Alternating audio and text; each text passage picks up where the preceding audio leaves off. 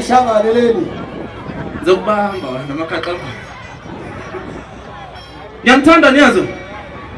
ithokoza kakhulu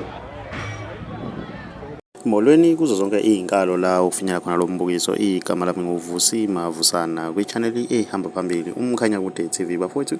inkulu ke indaba ke laphana wengane zakwethu kube injabulo ke laphana abalandeli bomculo kaMaskandi bebona umculo kaMaskandi umkhulekelo ke laphana wengane zakwethu aperforma ngebacktrack ke laphana wengane zakwethu okuhlobo lokuperforma ke laphana okusuke khona ke kususwe ke laphana izwi lika leader ke laphana wengane zakwethu